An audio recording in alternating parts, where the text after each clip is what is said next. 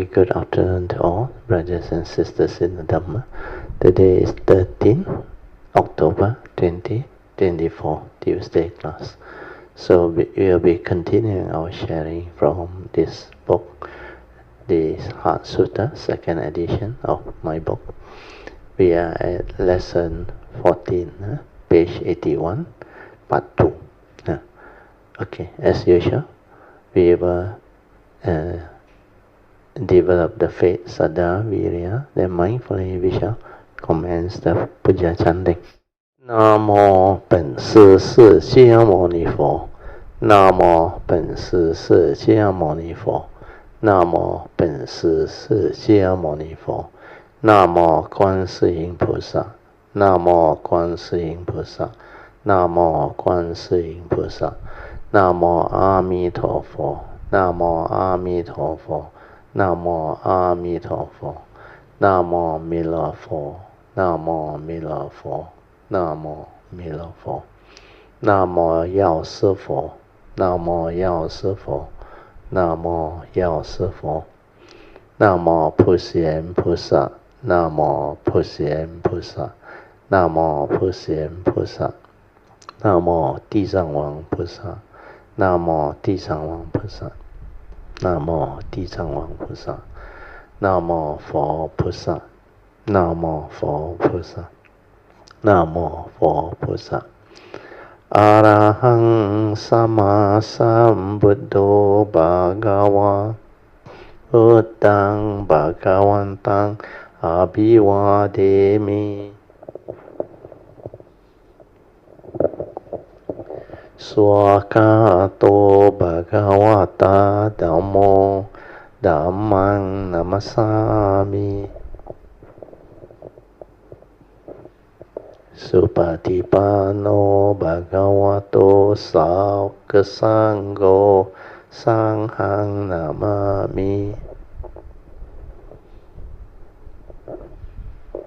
Namo Tassa Bhagavato Arahato Sama Sambuddhassa Namo Tassa Bhagavato Arahato Sama Sambuddhassa Namo Tassa Bhagavato Arahato Sama Sambuddhassa Buddhang Saranang Gacchami Dhammang Saranang Gacchami Sanghang Saranang Gacchami Dutiyampi Buddhang Saranang Gacchami Dutiyampi Dhammang Saranang Gacchami Dutiyampi Sanghang Saranang Gacchami Tatiyampi Buddhang Saranang Gacchami Tatiyampi Dhammang Saranang Gacchami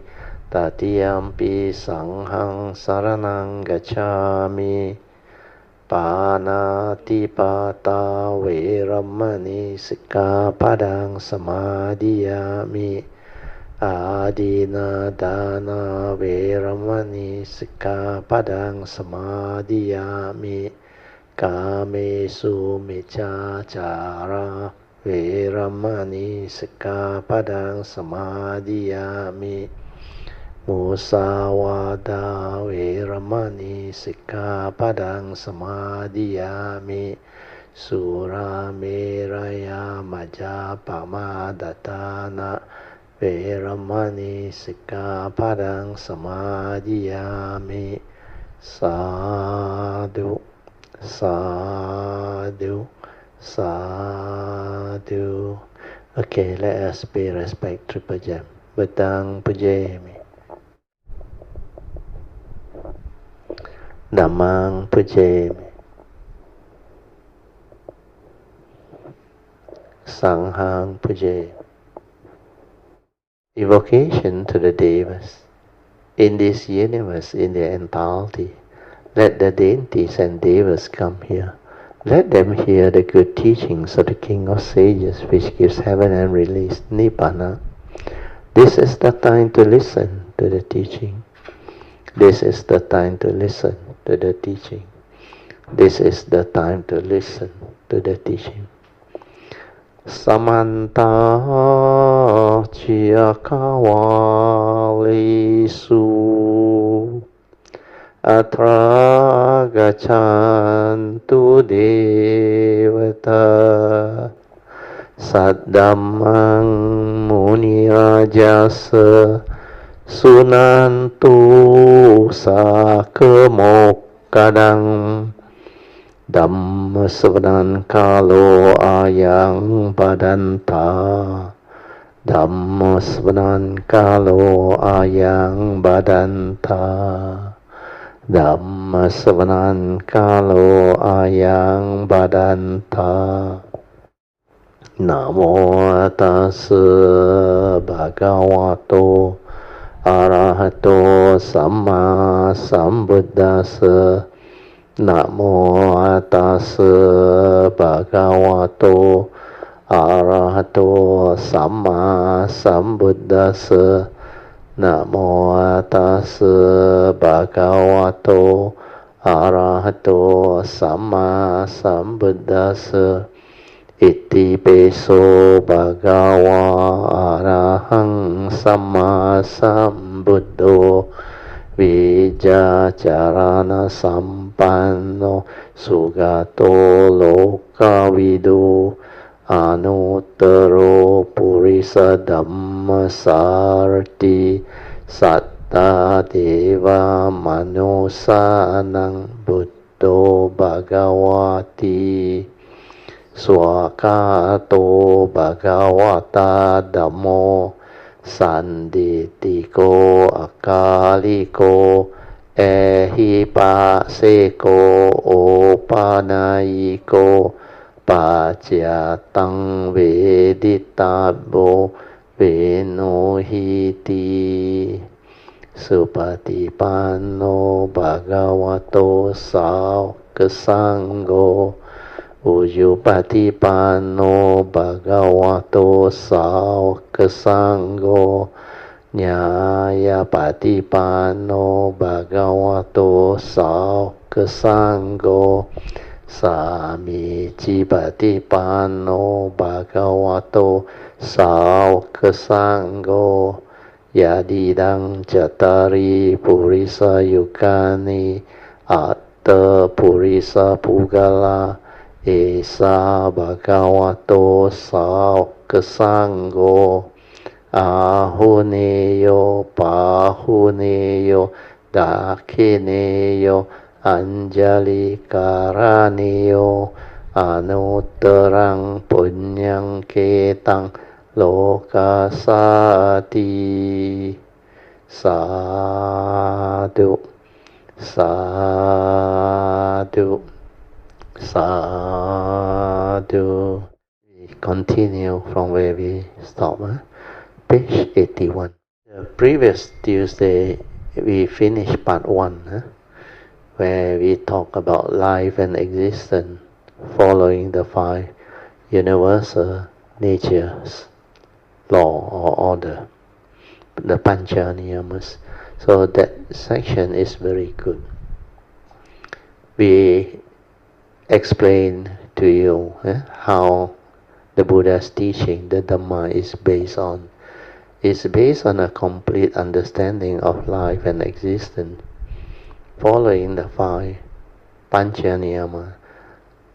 Pancha means the 5 universal orders of nature. And within this 5 universal order of nature, they governs all of life and existence. So if you will understand this 5 universal order of nature, then you understand life. So this Pancha-niyama teaching is very powerful. Even up till now, the scientists haven't really comprehend what this universe is all about. Of course, we talk about life and existence within the entire existence, means the entire universe. But for the scientists, they are probing beyond our planet, then the solar system, then the galaxy, Then within the galaxy, they realize there are a lot of star systems, a lot of what they call other type of very distant and very massive existence. They talk about the limitless and the countless star system that exists in a very vast space, where you can probe using the whatever latest visible telescope, or what they call James Webb's telescope, to actually detect whatever that is visible. And we are talking about more than 15 billion light years away, and there are still star system planets. So what happened is the scientists are very good at the first two of the 5 pancha niyamas, means the scientific law within life and existence. So when they penetrate this scientific law through law of physics, through all the so-called understanding of science, which include the biological order, which include all the other field of study, chemistry, everything. So now the most popular one is via physics. They came out with all the understanding of the they call it the Newtonian mechanic, or some call it the classical mechanics of science, that describe the classical world of planets and star system. So that one initially, because of Newton's law of gravity, and later on all the scientific discovery of electromagnetism, electricity, then later on, as science developed more and more understanding, they are able to go beyond the classical physics, the classical law within physics, where these are all big objects with big masses. But when it comes to all the quantum world, where there are these very small particles that emit radiation, or what they call energy field, that are moving very fast, they realize the behavior is different from classical mechanics. They got to come up with quantum mechanics to develop the understanding. Then after they have progressed and advanced quite far, including the biological order, or the genetic thing and all those things, they still cannot reconcile with what they observe through the very powerful latest James Webb telescope. Even earlier on, the Hubble telescope gave them a lot of new findings, which they failed to reconcile. So if you only base it on the 2 scientific law of nature, which is, we call it the Utu Niyama, the Buddha described as the physical law of nature. So this physical law of nature are all the scientific law within the physical aspect, means physics, chemistry, and all the scientific law that governs the movement of planets and all those things, even electricity, electromagnetic forces and all those things, then gravity. That's why they can account for all the planets' orbit and all those things. But when the speed of an object changes as it tends towards the speed of light, they realize our time also change. Time become a 4th dimension, where time is related to your speed. If your speed tends towards the speed of light, they realize time is almost arrested. Means you don't age. Your spaceship also don't decay and deteriorate or like go through the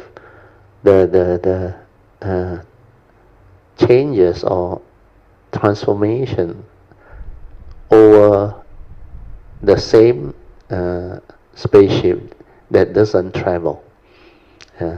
That's why time become a fourth dimension. So they realize a lot of these are still within the field of science. Then when it comes to biological order, the Puja Niyama, they also discover a lot of things.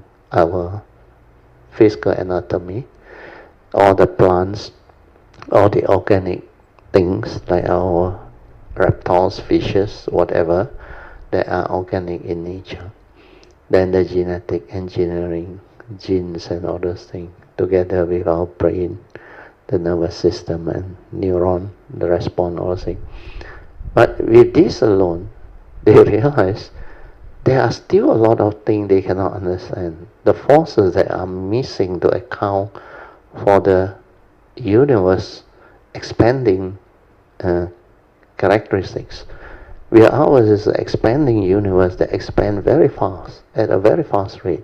And all this can be observed and proven by the data that they receive. So what is happening is, if you look at the Pancha-niyama, what is missing is the other three. The spiritual law, with regards to the law of karma, law of mind, and law of truth, Dhamma niyama. The law of karma is karma niyama.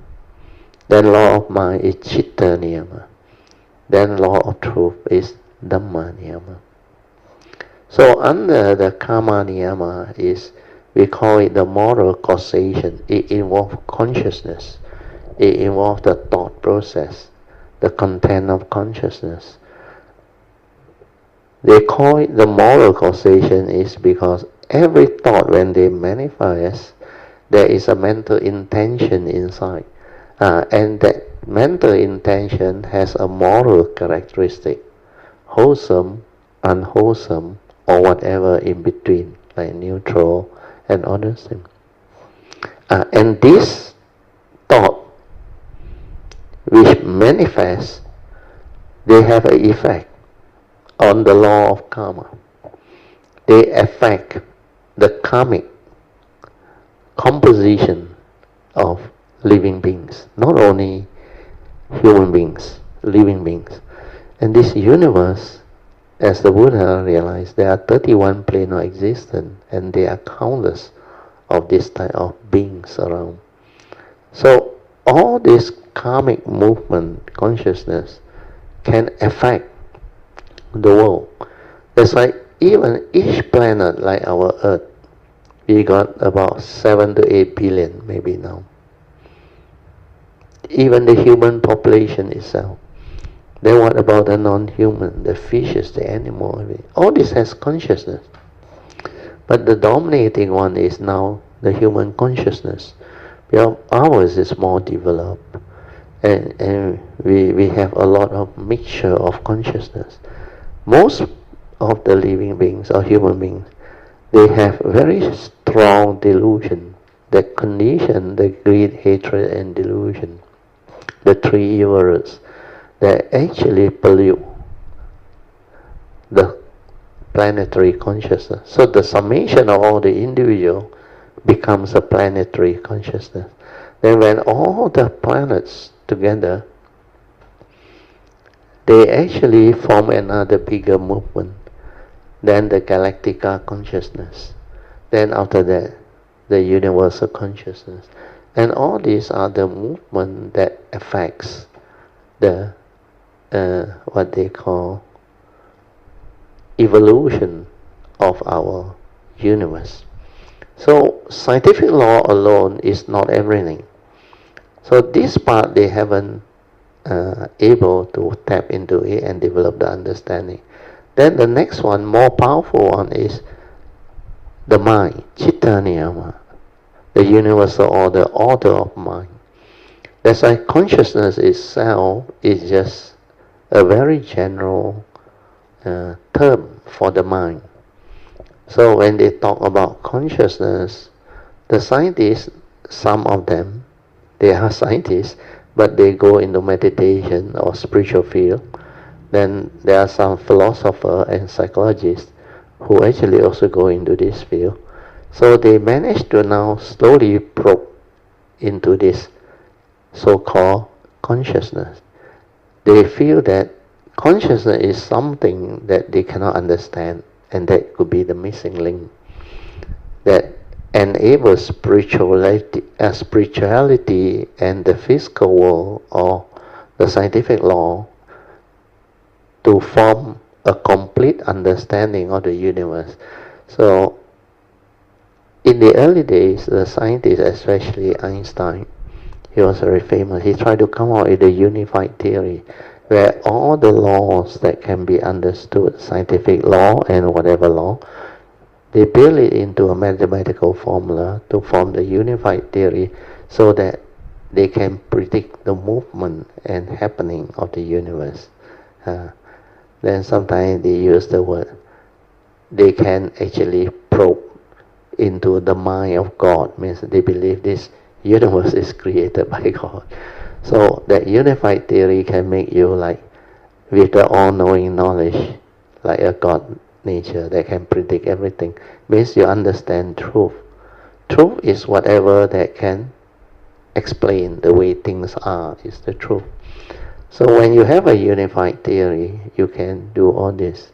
But what happens is, the order of the mind is very complicated. They have many levels. So the next one we are going to go through is the part 2. We talk about love. Love also many levels. The commonly accepted one is worldly love or emotional love, based on whatever emotion or condition. Then there is this conditioned love, where love only can manifest when there is relationship, close relationship, means there is condition for them to love. Then the last one is universal love, where it transcends creeds, race, and division. It's just love, no opposite, nothing.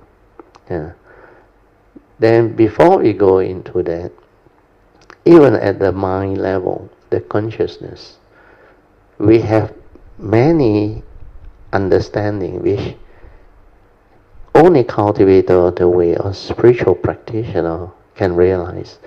So for the scientists to understand this is not easy. So some of the physicists or very famous scientists, they also try meditation. Then to them, they came out with whatever limited understanding that they have, which is also not bad. They have actually gone beyond the superficial conscious mind. Then they try to develop through the meditative, like auto-suggestion, like the silver mind control. They put music, vibration, and let you listen and calm you down and auto-suggest to you that you are in this alpha, beta, theta, or whatever state that actually brings your vibration down to very low level, where you become very calm, very peaceful. So they thought this is transformation of consciousness from the gross, what they call superficial consciousness, which is full of thought process, very agitated. So as you calm down and become more and more tranquil, less and less of this thought and emotion, then your vibration become very different. Then they thought this is the higher consciousness. Then they also realize when you are asleep, you are in your subconscious or unconscious state. Then they also realize if you can meditate until you develop the wisdom and the understanding, you can dissolve the self, the atta, the self-actualization. Then to them is you can realize a type of enlightenment where your consciousness is no more egoic. Then it can like merge with the totality of consciousness. So some call it God's consciousness or Christ's consciousness or the Buddha nature or the oneness nature or whatever. So they still making guesswork because they don't know what this thing is.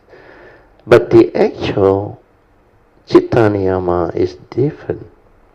Citta Niyama is everything about the mind. There is a nature's law that governs mind and existence. So the Buddha taught the Paticca Samuppada is for you to understand the law of dependent origination, means how the mundane mind manifests and become what it is, how it stirs and become emotional, how from avijja you start create sankhara activity, thought process, emotion, everything. Then how upon contact with the brain, it triggers consciousness. So because of ignorance, wanting to know, wanting to understand, you think, you go to the brain, then you make contact, like the physics experiment, it triggers of consciousness. So avijja paccaya sankhara, sankhara paccaya vijnanam. Vijnanam is a pure consciousness before the content goes in. But when we import the content to our brain, accumulated memory, views, opinion, and conditioning and belief system, this one is not wisdom. This one is knowledge.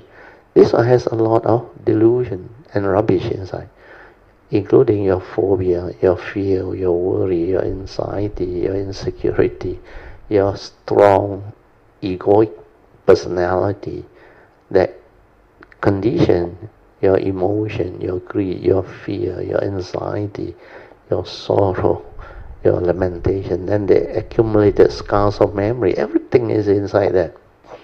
And you act according to that. What happens is you will input the content of consciousness based on all this conditioning that you hold on to. That's why that content of consciousness that go in create karmic, moral, emotion, everything. So depend on whatever mental intention the karmic is there. Then when you focus, concentrate and create energy, you actually use the mind for energy field, for psychic ability, and you can do magic, like they say psychic power. All these are still within the field of Citta Niyama, means order of the mind. The mind, if you know how to develop it, is capable of all these things. But all these are still within the field of thought. That's why they have all the jhanas that can actually bring about birth in the Brahma rhyme and birth in the formless rhyme beyond the form rhyme of the Brahma, the 16 Brahma rhyme, and the ultimate 4 formless rhyme. So all these are possible. Then what they fail to understand is the supreme teaching of the Buddha. He said, when you transcend the thought process, when you can realize a state that is beyond thought, beyond time. Here it means psychological time. When your mundane mind is not creating thought process, sankhara activity or thinking, then there is the timeless. Means this thought process, we call it psychological time. When you arise them, there is psychological time that create the thinking. But when the thinking stops, there is no psychological time. Your mind becomes different without the content, without the sankhara. It is tranquil, still, quiet, and it returns to its nature, which was the original pure awareness nature. That is the first to come out from our source, the Buddha nature or the oneness nature. That is the creation process. And from there, that pure awareness nature stir through the karmic process to create mundane thinking and consciousness. And that's how it manifests. Then the 5 aggregates of form and mind, first aspect, second aspect that I have taught you, they are very important. And that's how they manifest. Then from there, they created the phenomenal world of consciousness and form. That's how the star system, everything they develop. Yeah. And through science, they realize all these planets and the star system that they have created, their so-called mass is so heavy and big that during a supernova, when they, like the last burst of energy, and they collapse into a very small size metal, means from a big burning sun, they can release the burst of power which they call supernova, and these are very violent type of explosion.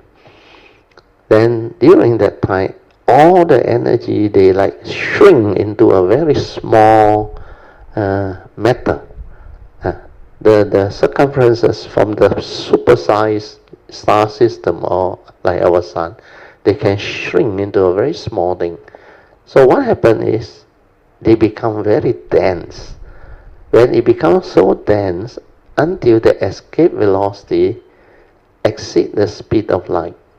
The escape velocity for speed of light is very high, 186,000 miles per second now. Also cannot escape now because of the mass, the amount of mass that is being developed. So when it is so dense, even light also cannot escape now, which means everything near it will be drawn into it. They call it the black hole. Yeah. And there are evidence of black hole already.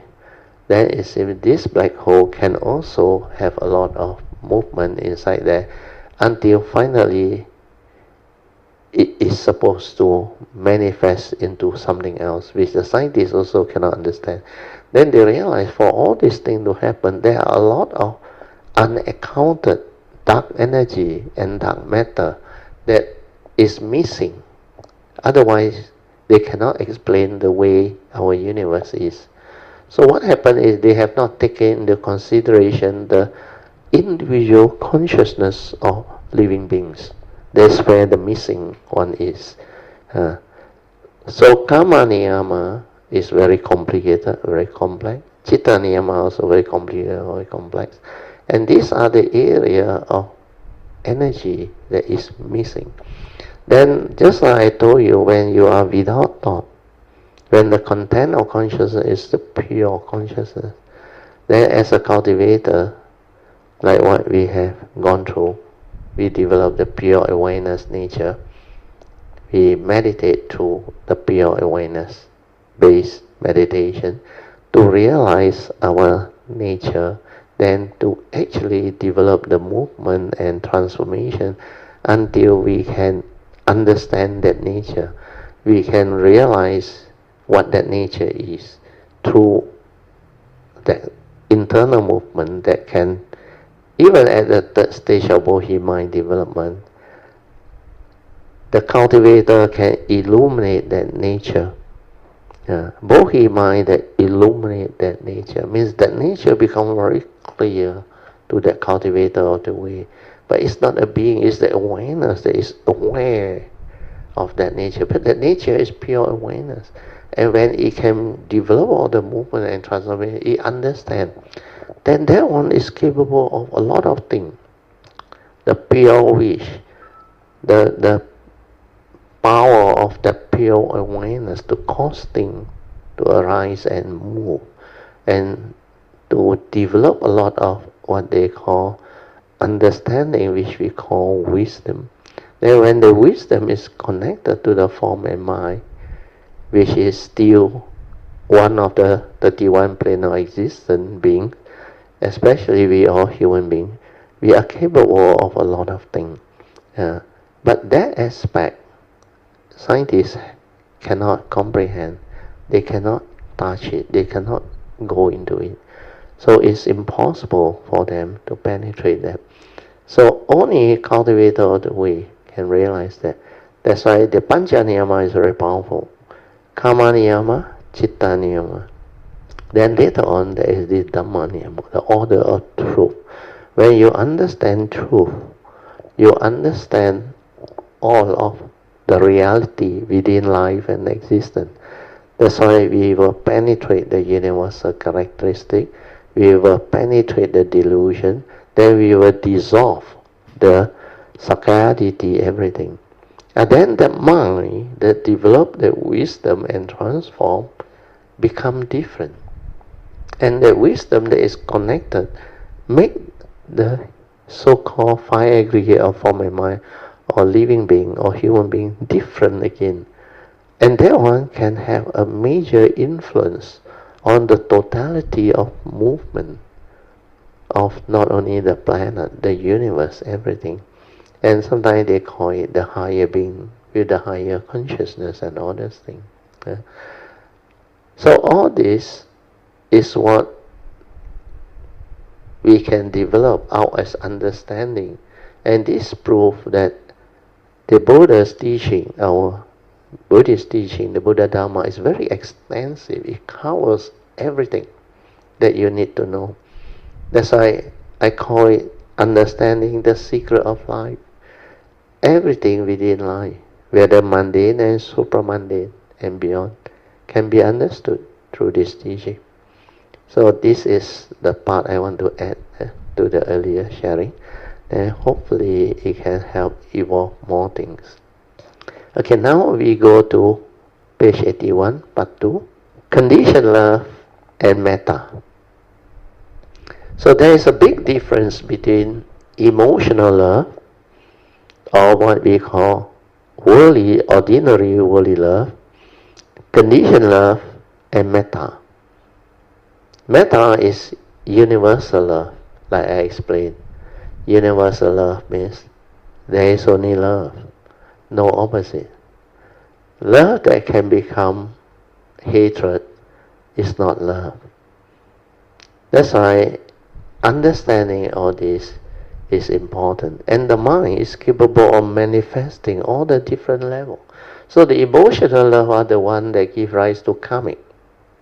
Conditional love also can give you that willpower, the ability to develop a strong metaphors and enable you to do a lot of things. But then it is also limited in the sense that it's based on the condition behind you act. You can manifest that type of selfless action. So now I will go in and explain it. Because here is a summary, not much explanation. So I have to elaborate and explain it. Because in the actual sharing, I actually express it in quite detail. So now I try to explain to you the teaching. So here, although I say an example of worldly love or emotional love is the usual love-hate relationship of lay people. Lay people, you know, one moment they will love each other when things go their way. And the next moment, when things don't go their way, it can turn into hatred, envy, jealousy, etc. So this type of love is called emotional love, worldly love, based on emotion. You only express that love when you have the loss, when you are, they call what, initially is infatuation, when you are, you think you are in love with that person, but actually you are infatuated, you are attracted by something that you maybe the beautiful or handsome face, or the money, or the whatever, or wealth that comes with it, all those things. So the worldly love is not stable. They are based on your emotion, your lust, your craving, your selfishness, your desire, your possessiveness, all of this. Even your phobia, your fear, define this type of worldly love. And many people are trapped in this. And this one has a lot of karmic consequences. For people who don't have the Dhamma understanding, they get themselves entangled into this type of relationship, type of emotion. And some are to deceive people and take advantage of people when they are in the position of dominance, to take control of things. But then karma is such, you reap what you sow. Do good begets good, do evil begets evil. Then when the karmic consciousness reverses itself, you become the victim. And you will experience what you did to people. That's why you reap what you sow. Whatever you did to people, you deceive, you cheat, you do all those funny things. You become the victim. And you have to confront them. Payback time, they call. Karmic friction. That's why you reap what you sow means you plant the seed of evil, you reap the fruit of evil. You plant the seed of wholesomeness, you reap the fruit of wholesomeness. You are kind to people, good to people, generous. All this will come back to you. People will be kind to you, good to you, and wealth will come back to you, generosity. And the world is just the way it is, following this pancha niyamas. So, worldly love, emotional love, most people are entangled into it and trapped into it. Then we move on to the second type of love, which is conditioned love. This conditioned love is more meaningful, more powerful. So sometimes because of conditioned love, like relationship, your loved ones that you really love and cherish and really treasure that relationship every day. And because of that, you can sacrifice. You can go all out to do a lot of things for them. Especially between spouse, siblings, if you have close relationship. Then even between children and parents. So this conditioned love is their love developed because of the relationship that conditioned them to have the strong, what they call resolve or strong intent to actually protect their loved ones or to care for them, and also they go all out to help them, to protect them and do whatever they can. So this type of conditioned love can actually develop the willpower to act, to actually become different. So when you have this conditioned love motivating you, then you can manifest a lot of things that is beyond the normal human being's ability. But conditioned love is still not the universal love, which is pure love.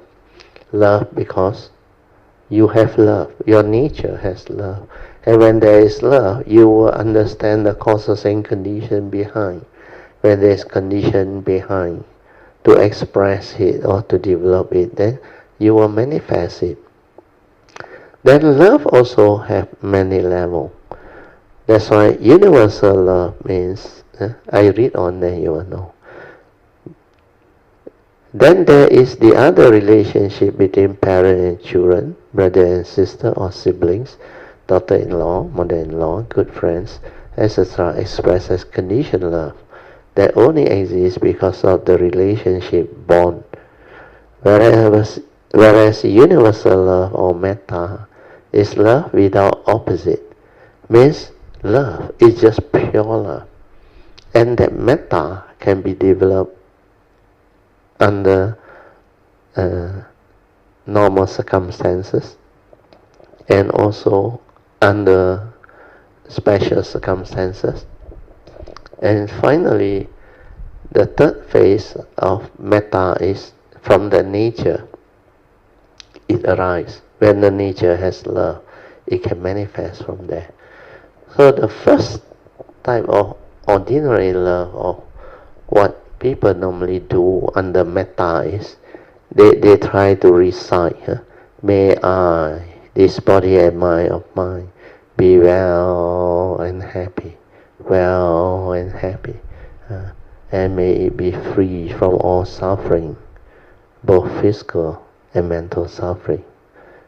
Then may there be love, may there be peace, and may there be joy. Then you extend to others. May my parents, my teacher, my whatever, be well and happy. So sometimes they are not careful. They end up like parroting. So you just parrot it out. Means you don't really have the understanding. You don't have the feeling, the emotion, or what they call the true manifestation of that love. When you want to wish people well-being and happiness, you must feel it.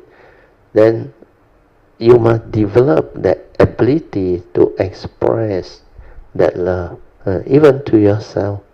When you say, may I, this body and mind, you feel your body and mind, be well and happy. You must feel the well-being and joy and happiness inside you. And then that metta become more genuine, more authentic, more strong. Then after that, when this metta develop until it's stable already, strong already, then you can radiate it out to others. May your parents, your loved one, your teacher, or whoever. Then later to your neighbor.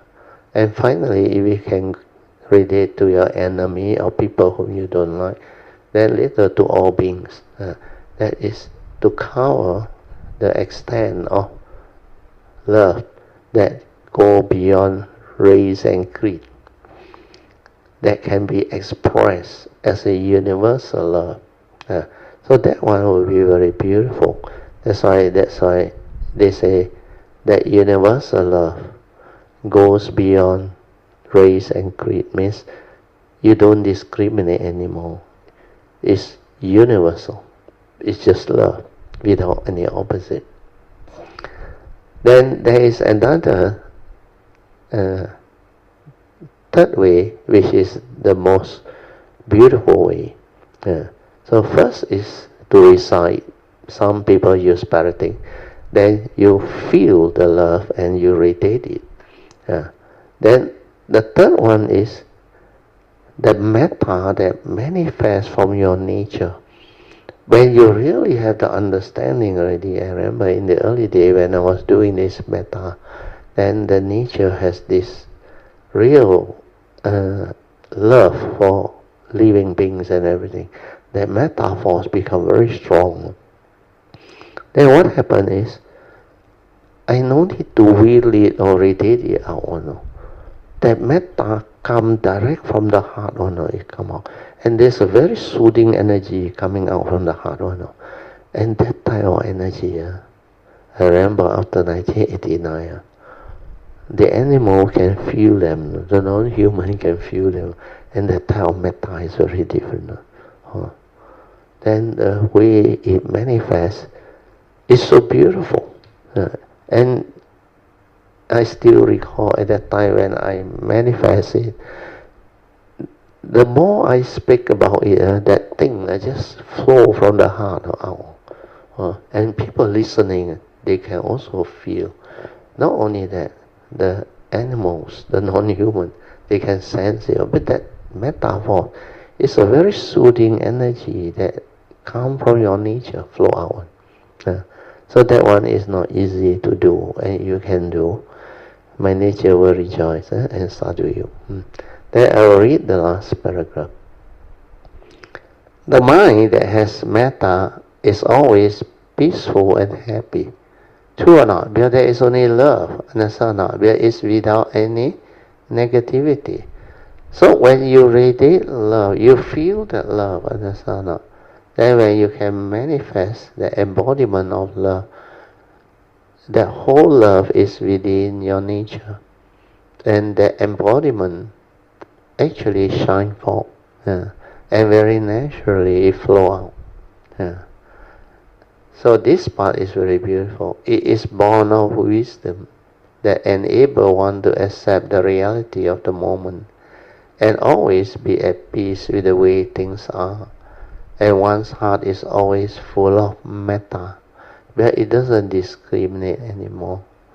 Thing is just the way it is.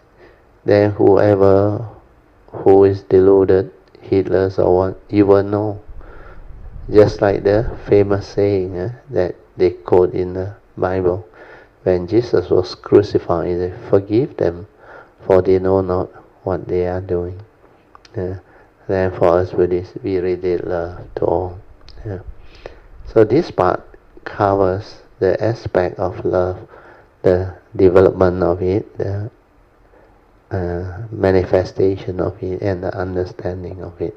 So under the teaching, the Chitta Niyama, you can develop your mind state into very special, refined state.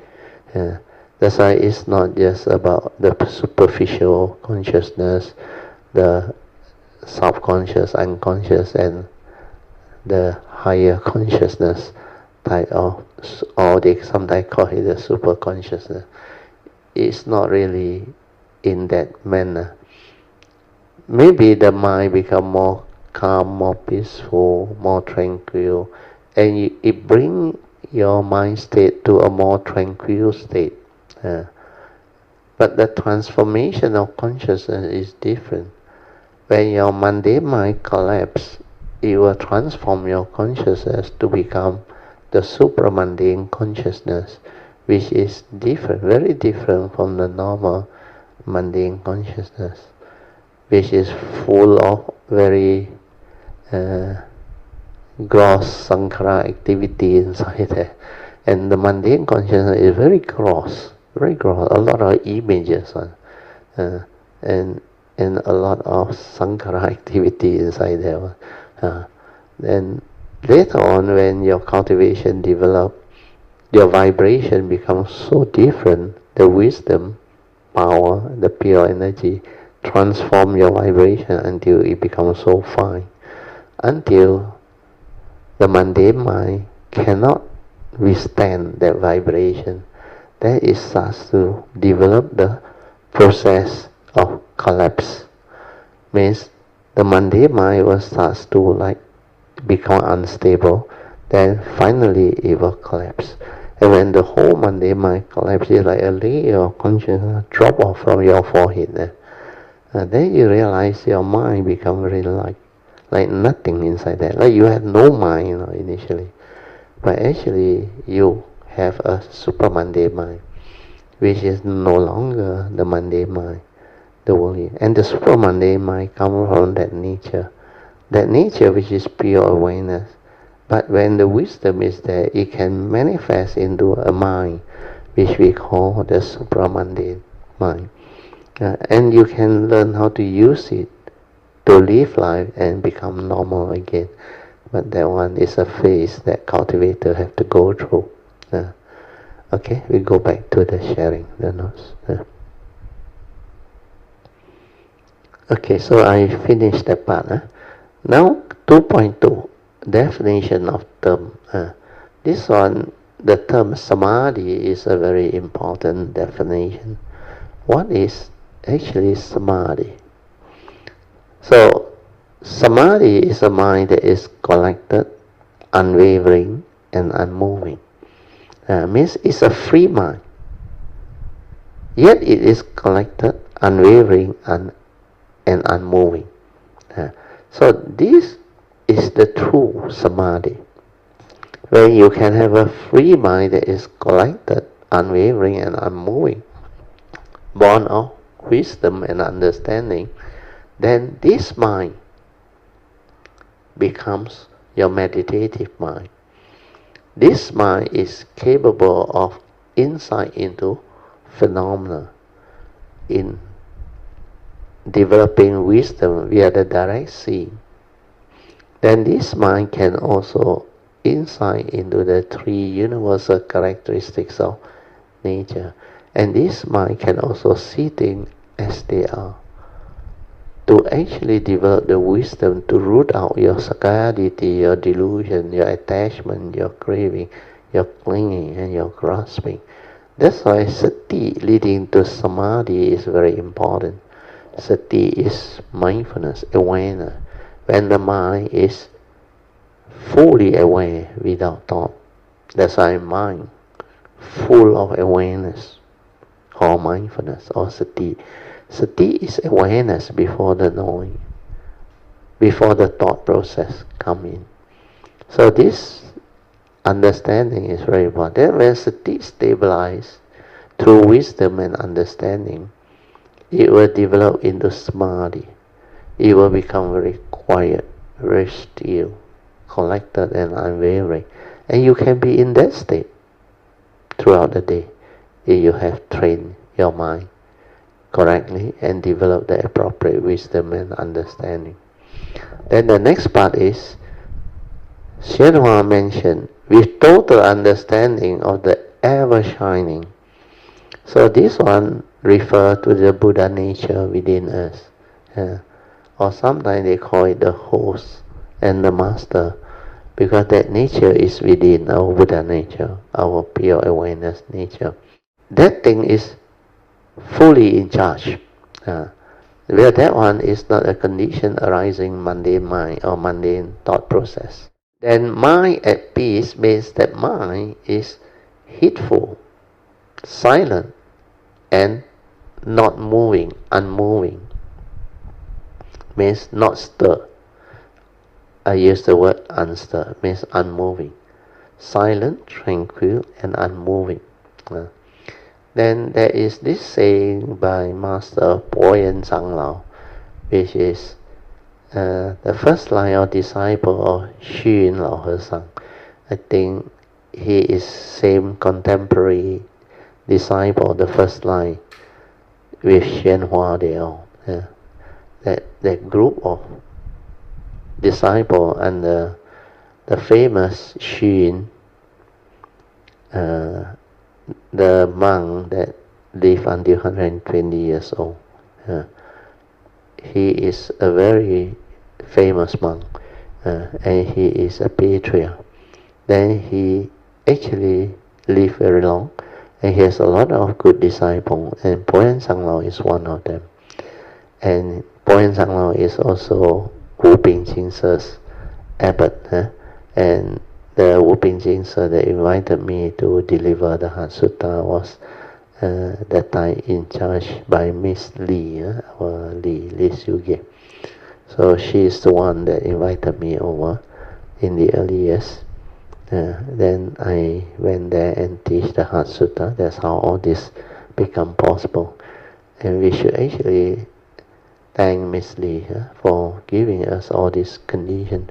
In fact, I was also told by Sui An later on that our Cameron Highland retreat, she was the one that helped us apply to the Tangjia and all. He gave us a contact and all.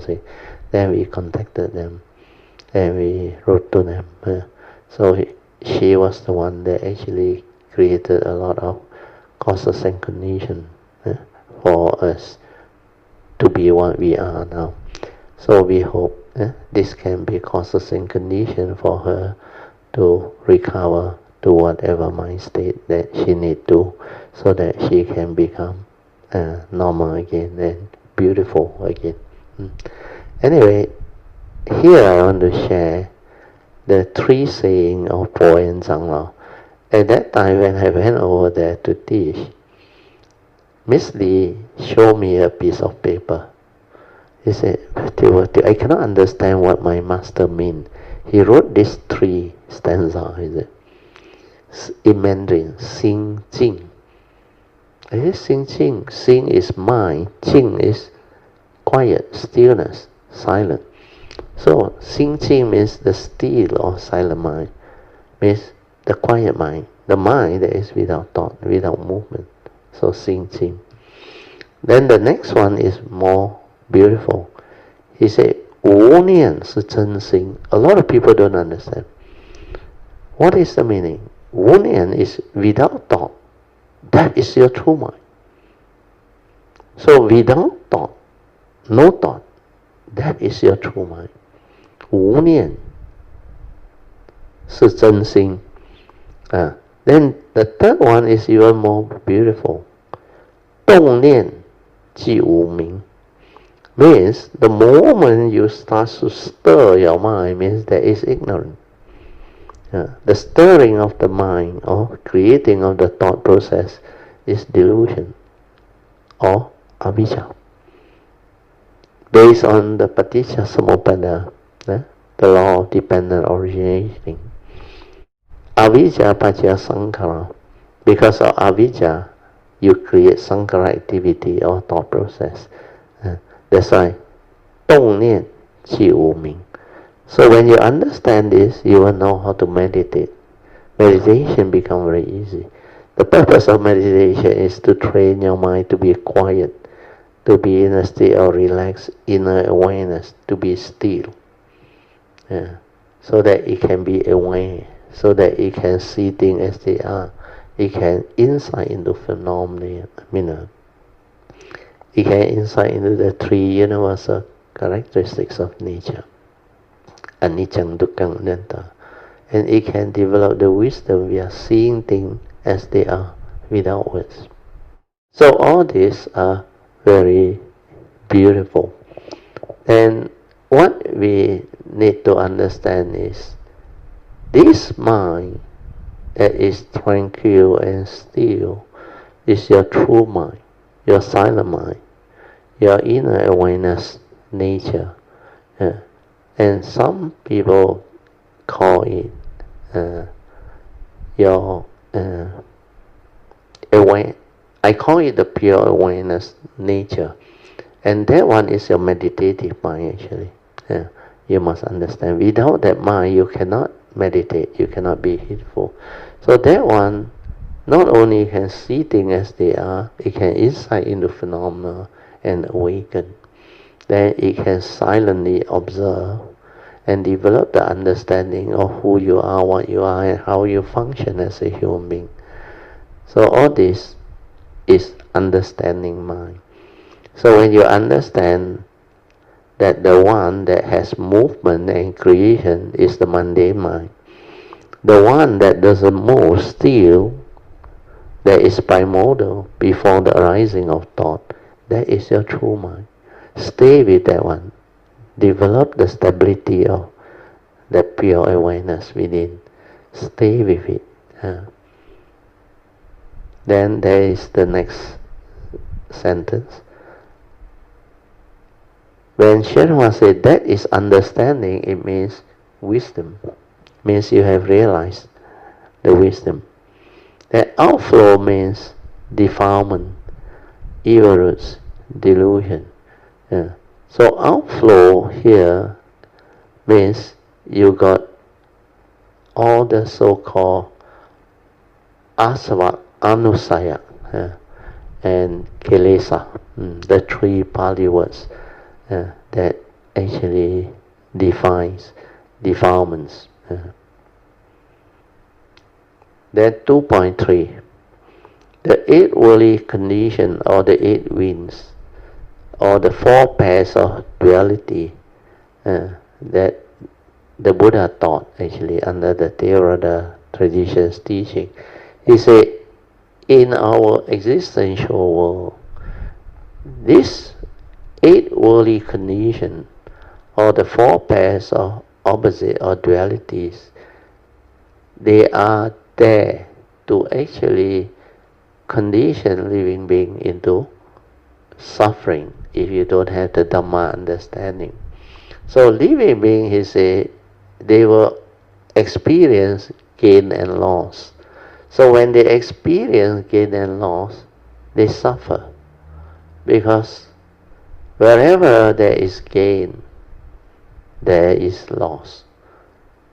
Because when things go your way, maybe you gain it. When things don't go your way, you lose it.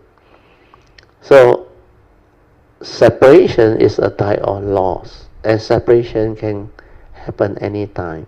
When causes and conditions no more, separation can happen.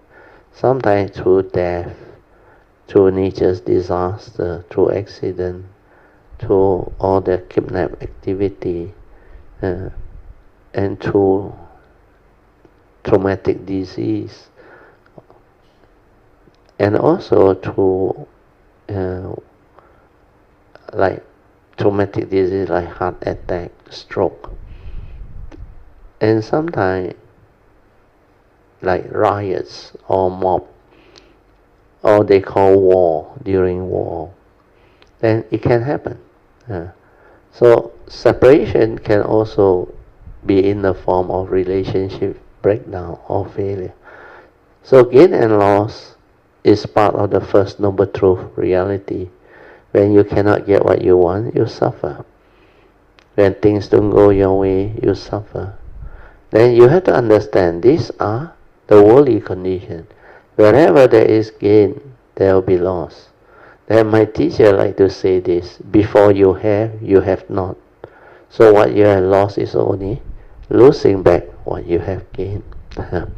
So this one is something that you should reflect, contemplate, so that you don't become so bitter when things happen. But most people get into big trouble and they cannot reconcile with all this. They become greedy. So what happens is they go and borrow money.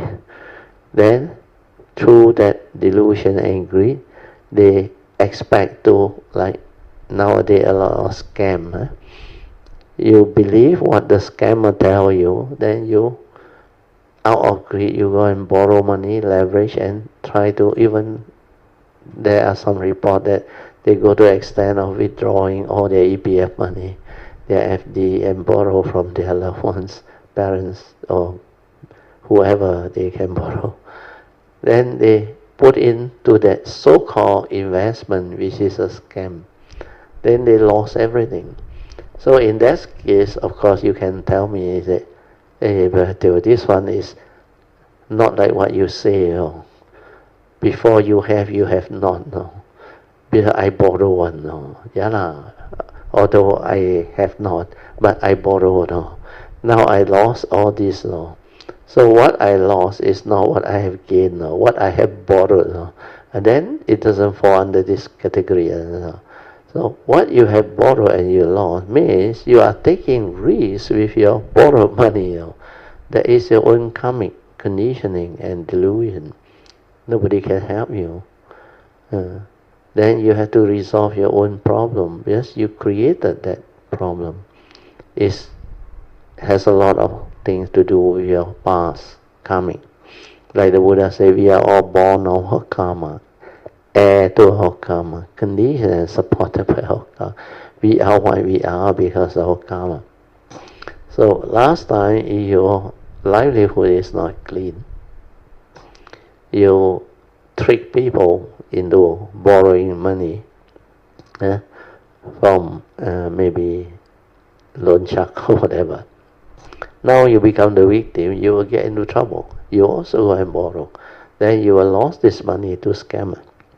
Where last time you might have contributed to all this scam or whatever suffering that people go through.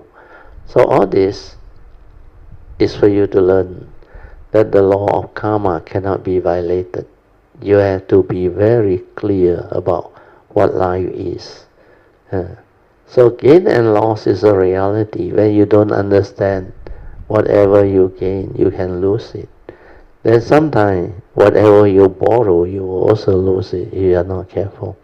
Then the other thing to understand is, we came with nothing. Means 来也空. When we are born into this world, we came with nothing. Then when we die, we go with nothing. 去也空. Then why do we grieve over emptiness in between? 那么施主何必苦苦为空流泪呢? So this gain and loss is a worldly condition. Without the greed, without the delusion, you will not get yourself entangled in all this. Without the karmic, you also won't get yourself entangled into all this. So gain and loss is part and parcel of worldly condition that can manifest during the causes and conditions. So understand that. Then number 2 is happiness and sorrow. If you cling to happiness, sorrow will be the result. Where is a conditioned world.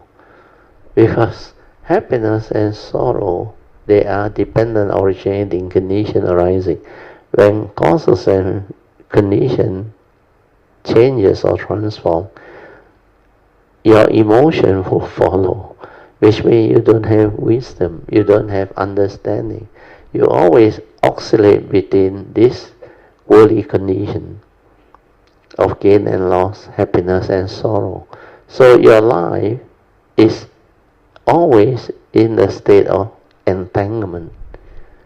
You are trying to experience all these worldly conditions by clinging onto them, grasping onto them, by not really developing the wisdom to understand them and transform your understanding to transcend all these worldly conditions.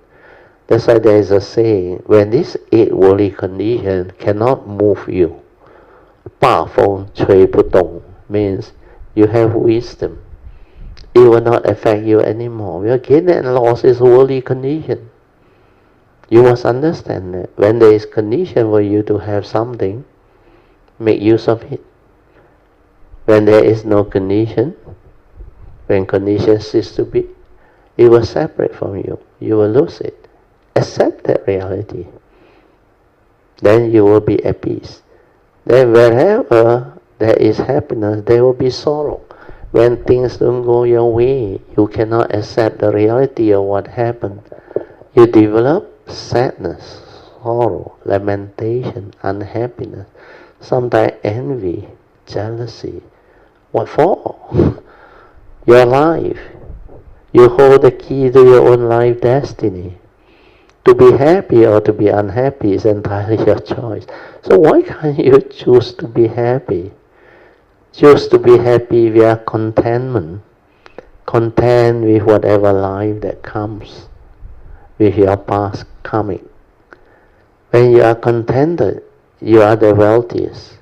Contentment is the highest wealth. That's why contentment can only give you joy, give you happiness and understanding. You only develop sorrow when you cannot get what you want.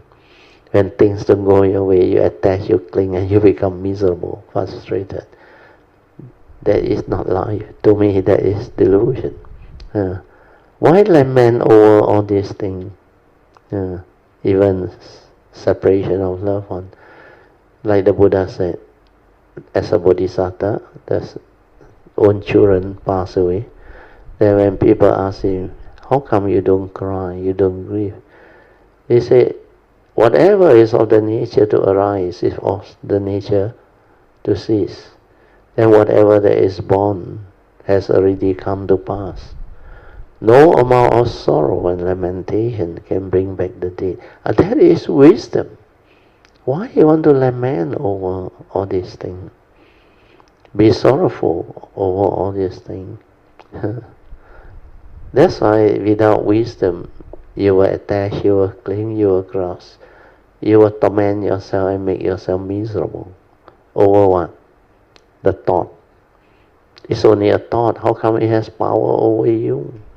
Well, through the thought you grasp, you cling, and you hold on to all this as if they are very real. It's only a thought. Come and go. Manifest and pass away. Arising and passing away. How come it has such power over you? And what is a thought? Consciousness is content, arise and pass away. No reality. If you don't think that thought, you are peaceful. 无念是真心. Without thought, that is your true mind. So stay with your true mind. Why you want to think? Unless you need to live life, don't have to think. Okay, number 3. Praise and blame. This is also a worldly condition. When you are successful, famous, people will praise you. But when you make a mistake, they will blame you. So these are reality. So the world is the world to me. People are just the way they are. Deluded people do deluded things. Selfish people do selfish things. Violent people do violent things. Accept them for what they are, and you will be at peace. And praise and blame will have no power over you. Where this is a conditioned world, with worldly condition. Then the last one is, the 4th pair is fame and ill fame. When you become famous, you receive a lot of fame. When you are no longer famous, you will lose your status as to be a famous person. Then you will go into the opposite of having ill fame. So when people no longer recognize what you used to be, then you suffer the other side. So you can witness all this in our society, in our daily life. In fact, every country you had this example, and you can see them. Then under note, this note is very important. Do not cling to the 8 worldly conditions. See the importance of cultivating the equanimity enlightenment factor, or what we call upekkha, that is needed to liberate the mind. So upekkha is equanimity born of wisdom, so that you understand these are worldly conditions that exist within the conditioned world. And when you have the wisdom, you will have no power over you, because these are worldly conditions, no reality. The way things are, the way living beings are. So when you can accept them for what they are, when you can accept the world as the world, then there is no problem. Then every situation is also beautiful, meaningful, wonderful. That's why life becomes different. You no longer deludedly cling gross and get yourself entangled with all these worldly conditions. Okay, then we move on. Part 3. Okay, we just finished this a bit more. So 3.1, part 3. Purpose of meditation. This one is very important. The purpose of meditation is to develop the deeper state of meditation, which are needed to allow the stillness and cessation to develop and stabilize via wisdom. So this one must be a free mind, able to go into the more stable tranquility or silence. So we call it the deeper state of meditation. And these are needed to allow our stillness with the mind that is unwavering, tranquil and still, until that cessation stabilize. So to allow the stillness and cessation to develop and stabilize via wisdom, you must do that. It must be a free mind. Via wisdom can be completely still and without thought. And it becomes so still. And that is samadhi, leading to wisdom. So the 2 main purposes of meditation is 1, to stabilize and silence that tranquil, heedful mind via a combination of, pay attention, a combination of relaxation, relax body and mind.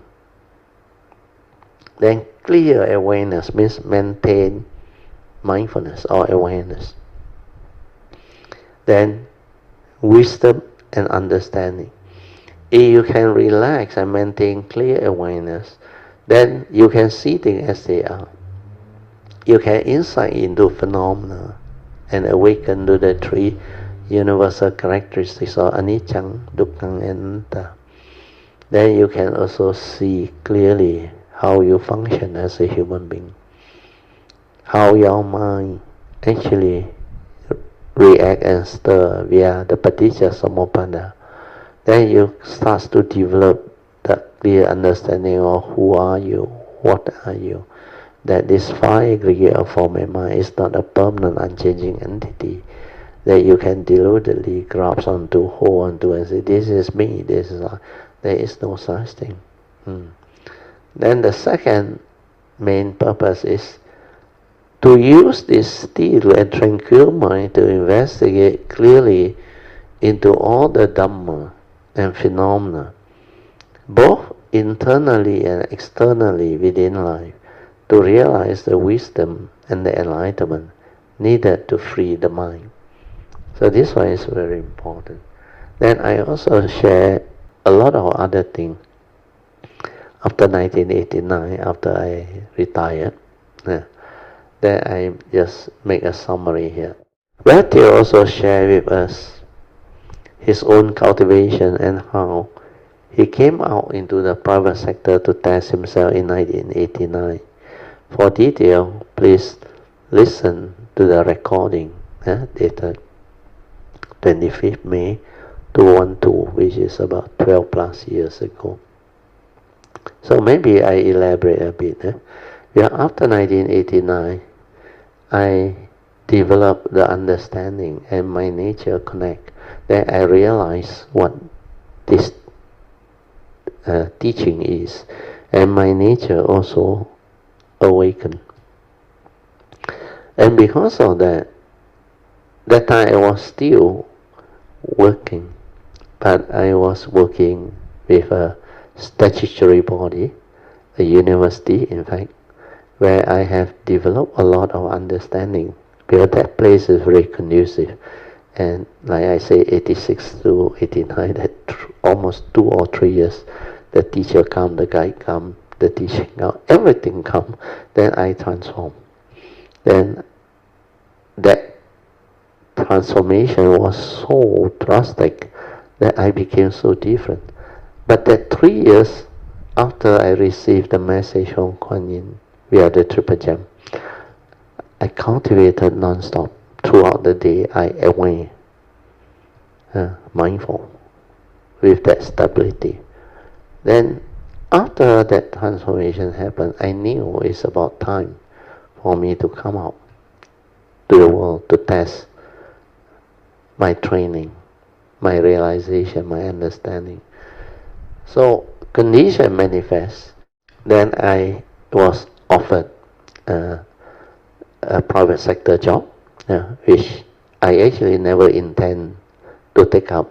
But at that time, I feel that it is also good, because when I came out as a graduate, as a civil engineer, I wanted to go through my whole career path.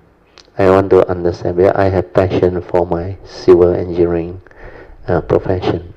And with a degree in that field, I actually went through. Then I started as a contractor, then I joined the government service, then I went to a few government departments, private sector. Then somehow I haven't covered the consultant part. Then after the consultant, I supposed to cover the corporate sector, the listed company and all those things, the experience, the e-source and all those things.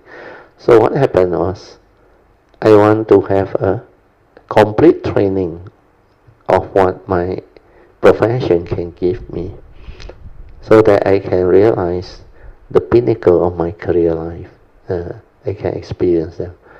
So that time I was offered by my classmate a very unique position. At that time was recession, to join him with his consultant, and also because of causes and conditions, I supposed to help him and repay his kindness when I was in the uni. I borrowed the bike from him. Then I had an accident, but he didn't blame me. And he was actually quite kind. Then because of that, I make a pure wish to help him. Then the condition arise. So I actually resigned from a very comfortable, super skill government job and joined him to test myself. That was the most beautiful. The rest, you can listen to it. How I actually went through the whole thing. Until later on, I also joined the corporate sector and I reached the pinnacle of my career. And then I retired in the year 2001, officially from my engineering degree. So since then, I think 23 years already, the retirement phase. Then 2001, then Yun Chan came to me to invite me come out 2004, 3 years after I officially retired. And that was how I actually developed the whole understanding. So if you want to understand more, maybe hopefully the recording is still there. You can go and listen to it. I describe in quite detail. So we will have our 45 minutes of awareness-based meditation. So remember to relax body and mind. Maintain awareness. Then silence everything. Don't try to know, don't try to do. Well, that trying is always by the thought process. So you need to relax, maintain awareness until that free mind become completely quiet and still, without any thought activity or movement. Then whatever arises, aware, finish, let it be. Then let the mundane thinking settle down, and become very quiet, very still.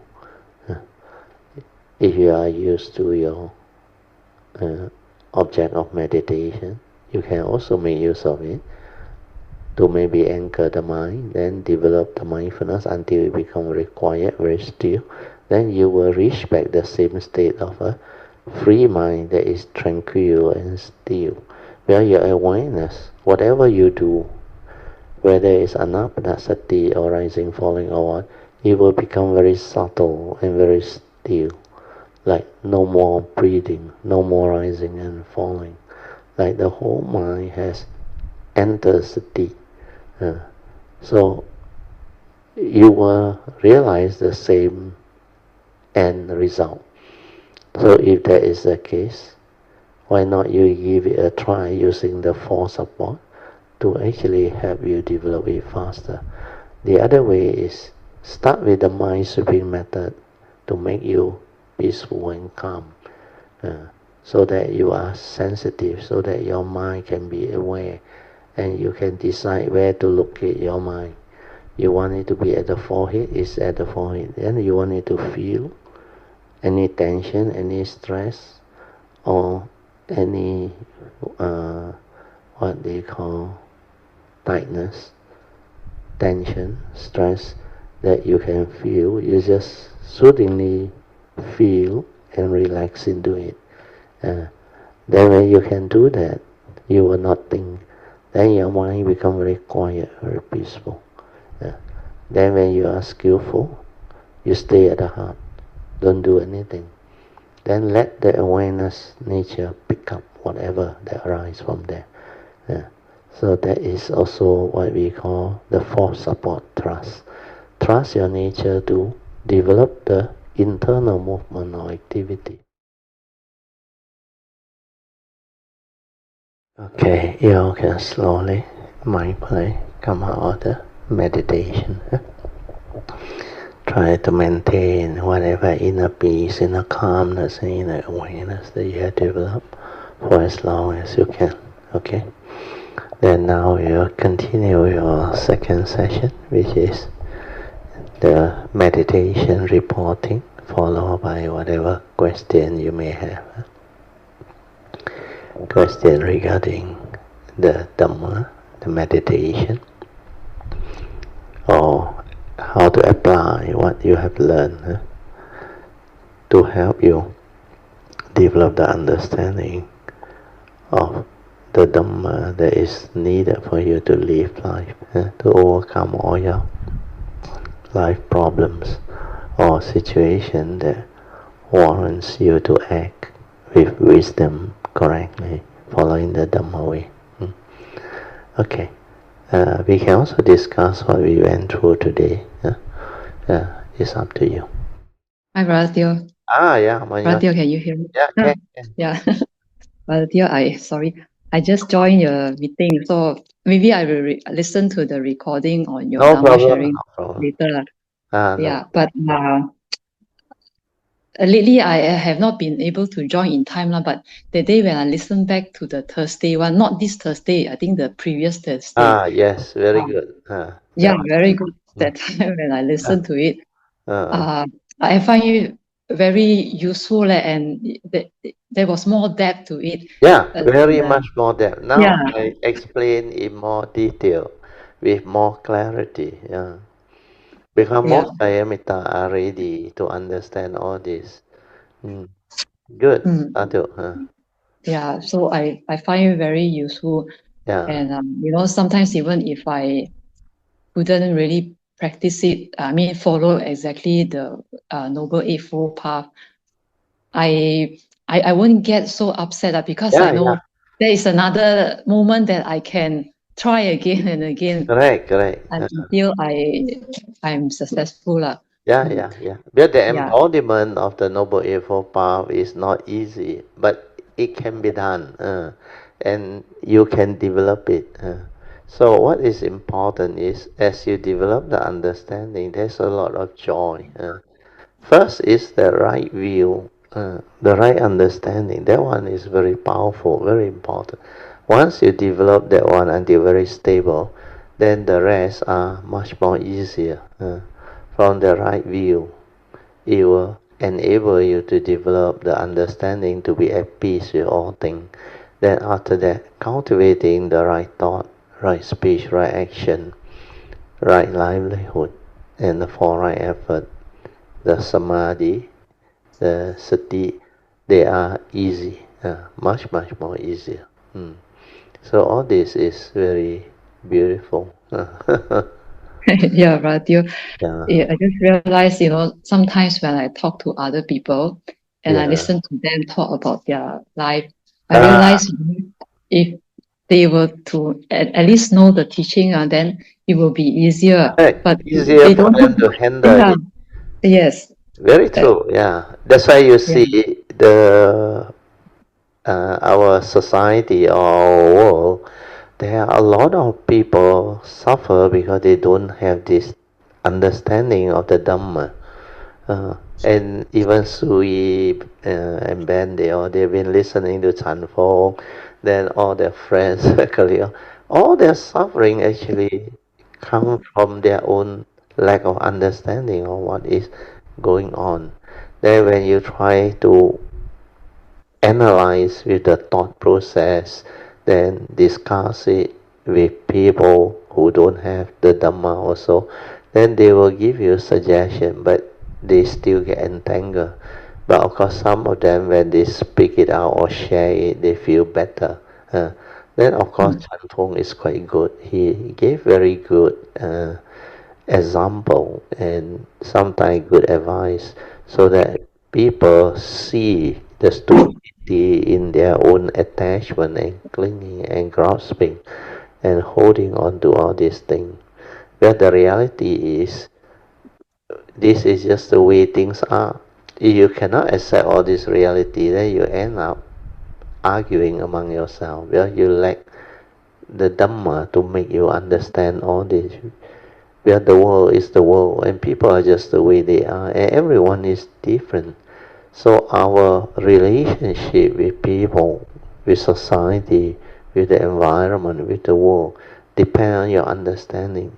If you lack understanding, the situation can be very, very difficult, and it can condition a lot of misunderstanding, suffering, and lead to a lot of what they call misery and afflictions.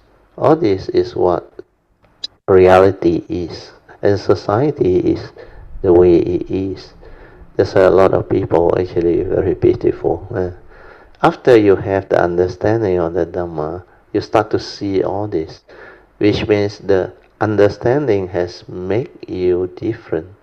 You will not be like before, revert back to the heedless way of living life, using your thought to complain, to react, or to develop all the negativity, and you cannot come to terms with the reality. A lot of things that happen is not right. Why the world is like that? Why are people like that?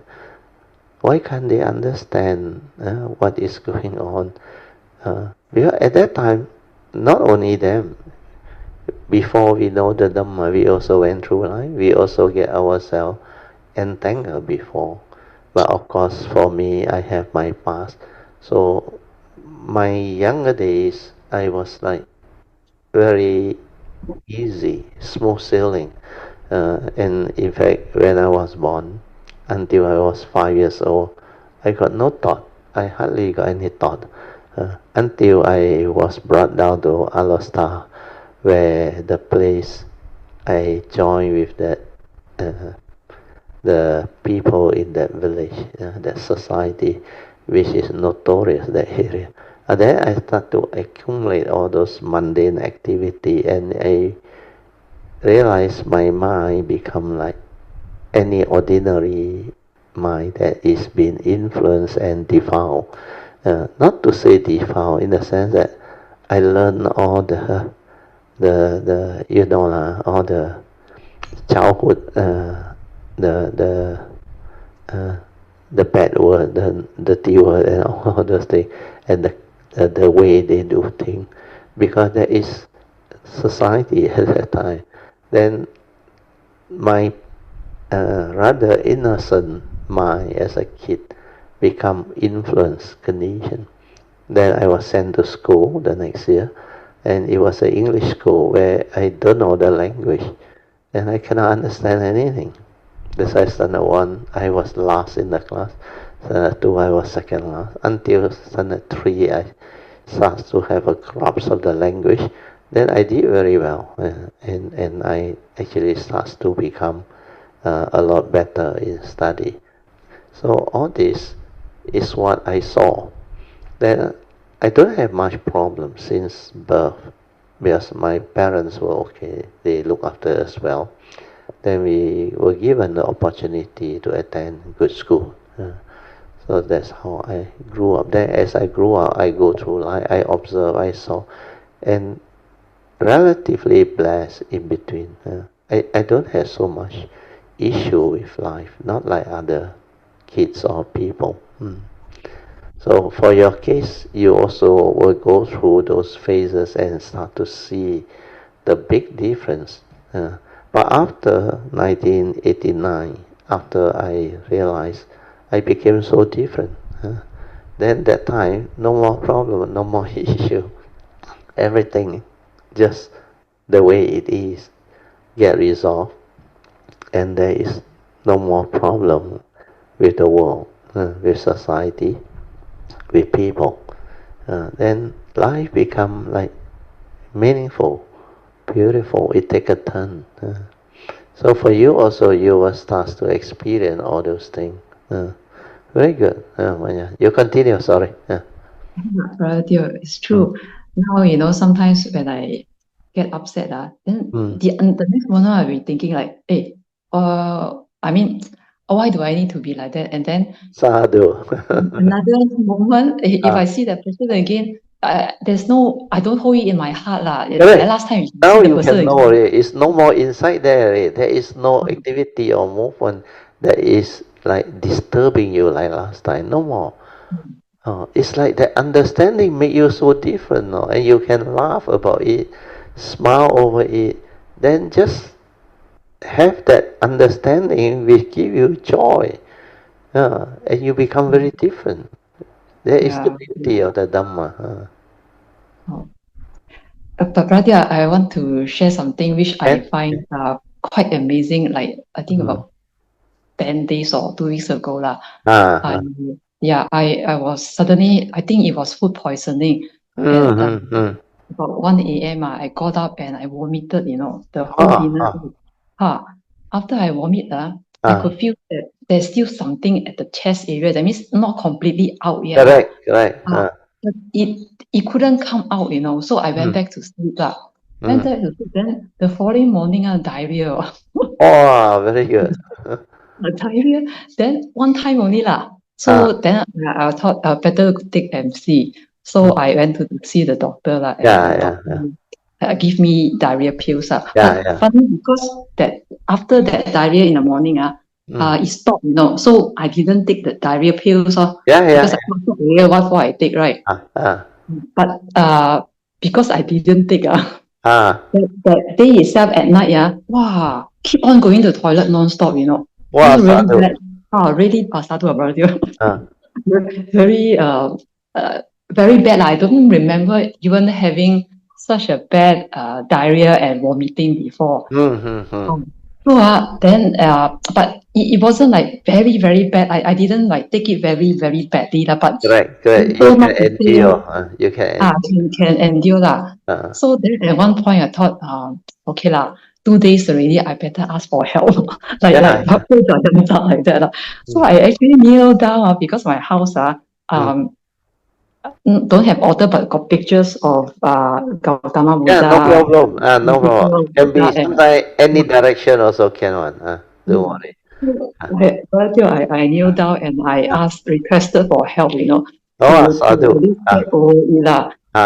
So after that, I went to sleep. I lie down and relaxed. Wow, brother, you know what? Somewhere right in the middle of the trunk, I could feel it moving, very obvious. I mean, if you have vomiting and diarrhea, sometimes you will also you can feel it. But this one is like more obvious and more movement. Your clarity is there. Your sensitivity, born of your ability to be aware. You will feel the movement on her. You will know what is going on her. So great movement starting from just below, like the breast there, right in the middle. Then you, after a while, you move down a bit to the left. Then after a while, you move down all the way.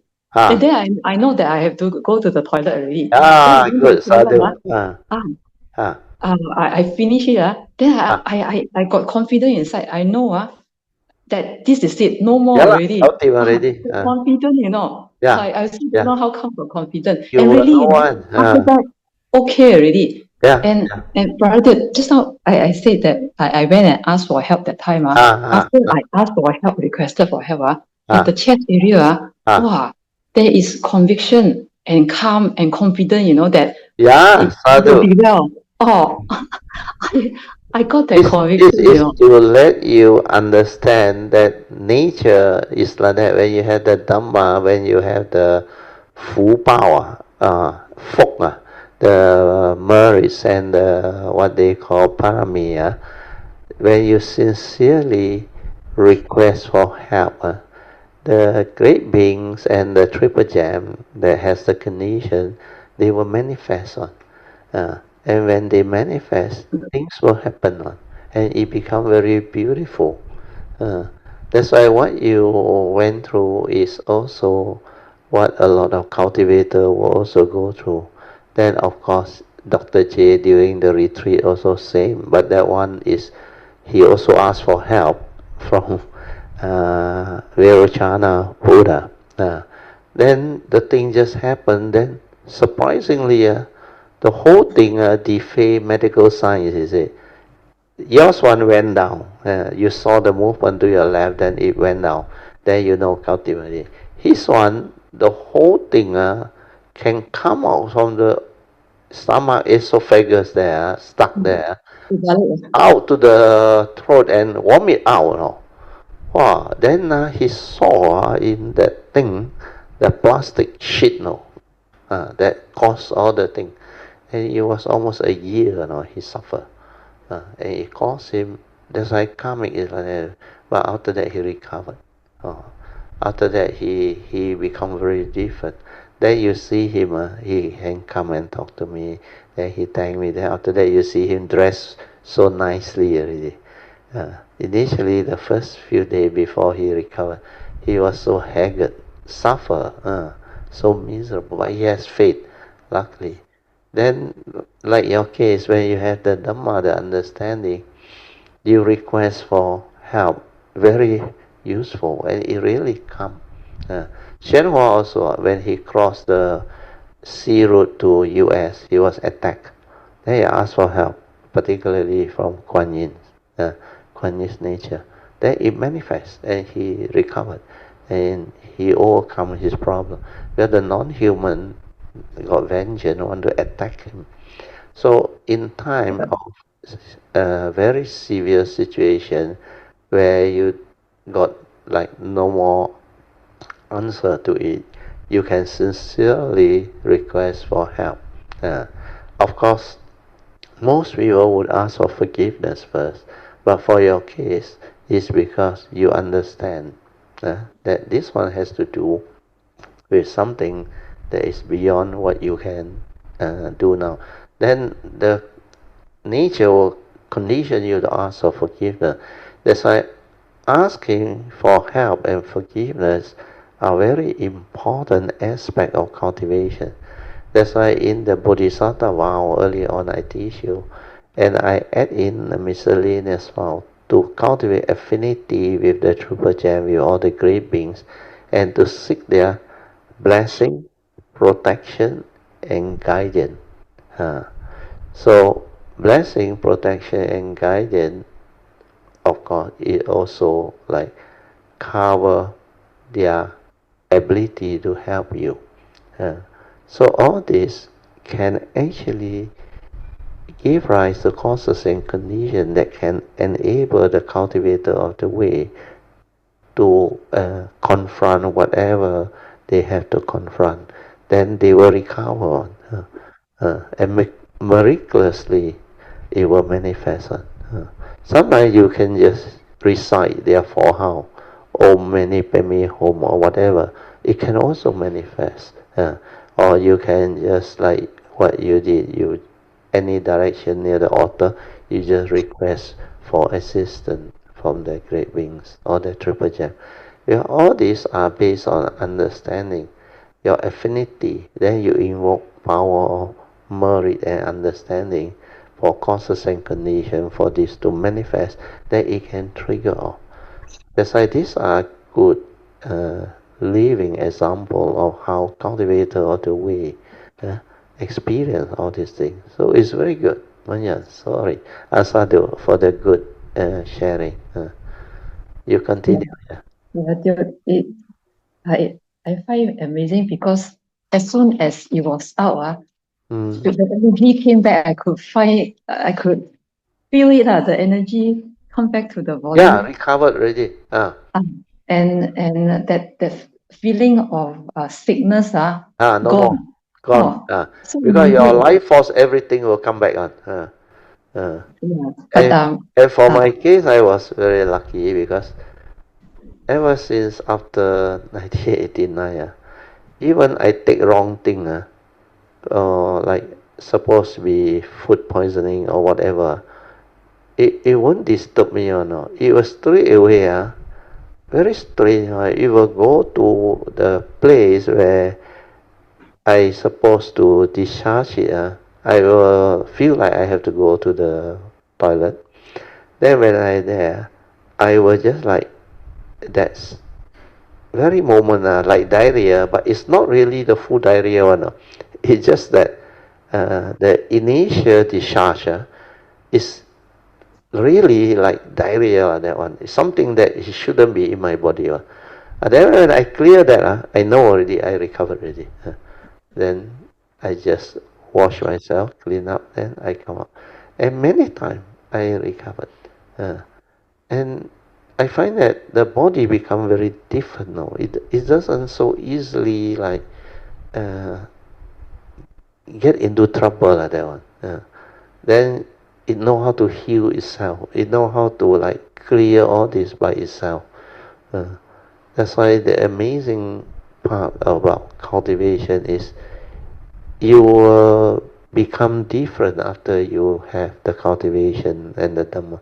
Your energy field become different. And especially for those who seriously know how to meditate and develop the ability to like develop the stability of the inner awareness. This inner awareness nature, the true mind, can actually help you to develop that type of energy which is very pure, very beautiful. And when you are able to locate the gateway, even more beautiful, all your yin yang energy melt inside and become pure energy. Then it start to activate and transform you, and you become very different. Then it's like you become like a perfect human being now at that time. Like no more problem, no more sickness, no more disease. Like a perfect human being now. We are at that year 1989. I went through that.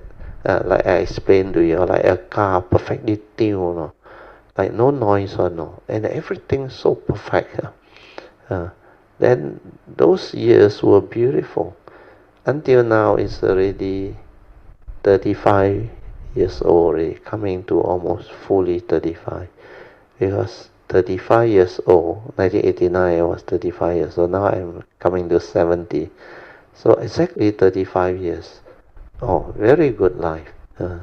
Then during that first 10 to 20 years, I recover very fast. Whatever I go through, like I feel that I need to rest. I rest, I recover. Then flu or whatever, I recover very fast. But as I age, I realize I need more time to rest my body.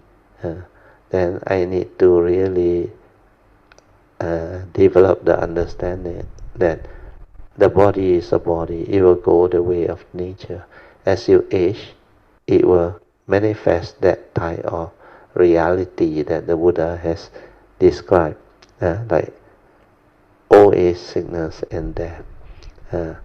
Then all the First Noble Truth, reality, all those things. But when you have the Dhamma, you realize you can accept all this reality without a problem. Then you can understand what you are going through. Even aging or things, you will not complain. But this is the reality. You will laugh at it, you will smile at it, you will accept the reality of what this is. Then even disease or whatever, but touch wood, so far so good, very blessed. Even at this age, coming to 70, still very good. My blood test, my whatever health test, still very good. Nothing. I like a normal person. Although I take some medication like cholesterol pill and all those things. Diabetic is under control. I also take some medication, but it's not affecting me, not disturbing me, and I can eat what I want. Of course, I have to understand that the body is still body. But now, when I try to eat as I age, I cannot really eat like when I was young. Now, eat a bit, you feel you're full already, and like you don't want to really eat anymore. Like this morning, I think Sister Joy came and see me and requested me to go with her and my wife for breakfast. So we went. So we all, like as usual, each and every one of us, we thought, okay, we order some food and we share. So I ordered 2, my wife ordered 2, and Joyce go and order 3, Then we realized we ordered too much. But of course, we try to eat what we can eat. Then my wife tap out something. Then the 2 thing I order, I cannot finish. I just left it there. So the stomach or the body will understand that is not like normal already. And these are reality of life and existence that living being will experience. But a lot of people who don't understand, they will complain, no. Ayo, when I young, my appetite very good one, no. Food is very good one, no. And I can, then you hold on to that thought, you'll be in trouble already. Where for me, I just understand and I smile and laugh over it. And that is the reality. And you become sensitive. The whole body, you understand what is going on. There's sometimes things that I eat is wrong. I know I have to throw it out. I will throw it out. So all this, as you develop the cultivation and you go through life, you develop the understanding. So your this sharing is very good, Manya. Sadhu to you. Oh, thank you, Brother Teo. Yeah. The Dhamma is really amazing, Yeah. and can be Wonderful. really, wonderful, Mm. and can really help a lot of people. Like just Yeah. that they don't know about it, or even want to even listen to it. Because I don't know lah. Some even when you want to talk about it, they don't want to listen. Correct. Not easy. Well, most people not interested one until they get into trouble. But Then, some of them in then, trouble then already. they seek a solution. But not everybody, when you get into trouble, become serious. They want answer. Then you teach them, they go through, they forget, they repeat. Then after that, come again. I got a few of these kaya who every time get into trouble, they come and see. But after 2 or 3 times, I have to remind them. I say you have to learn the teaching. You have to learn to meditate already. Otherwise, every time you got problem, you only do what can help you like recover from it. Then after that, you go back to your old way of living life. You get into trouble again. That is not the way. What you want is some understanding that can free your mind from being entangled with all this in the future. A lot of them get entangled because of karmic past, karmic consciousness. Then what happens is the karmic past and the karmic consciousness actually create the causes and conditions for them to develop all this panic attack, phobia, suffering, fear, misery. They become like suddenly not themselves, and they feel very miserable. They don't know what to do. See doctor also cannot help. Everything doesn't work out until finally they call me. Then after they recover 1 time, then 2 times, then the third time kena some more. Finally, the wife remember, hey, you better go and see Brother Teo. Came again. At that time, I tell him, I said, you have to learn already. You cannot continue like that already. Although you part of the Kaimita, you got some parami or what, but your life, you need to develop the understanding yourself. So start to develop the understanding of the cultivation. But those that are very serious or very different, like Alicia, they come, they listen, they understand, they go all out. In fact, a lot of the Kaimita that stay on is they understand one. Then they realize this is beautiful. This is something that is very, very like money cannot buy, priceless. And this understanding is very vital to live life, to understand. Like you understand. But you realize a lot of people around, especially our society, they cannot appreciate this until they get into trouble. And most of them won't be able to go into the detail of it. Cannot. So that's why to have the condition to receive the Dhamma and able to be born during the Buddha Sasana as a cultivator and encounter all these causes and conditions is a real blessing. It's something that cultivator of the way only can have. Otherwise, not easy. You see, of all those that come, only how many remain and seriously develop the understanding? Very few. But although we say few, for our Kayamita group, we actually quite a number. It's no more handful or what. It's easily more than 40 that are serious and have the understanding. And of course, at various stages of cultivation. And this is very beautiful. Some of them, they told me, Matthew, although I don't attend your class, I listen. And in fact, a lot are listening. There are a lot, not in our Kayamita group. They also has been listening. Well, we look at the subscribe and like and all those things. Our Kayamita is less than 200 now. Registered people and name.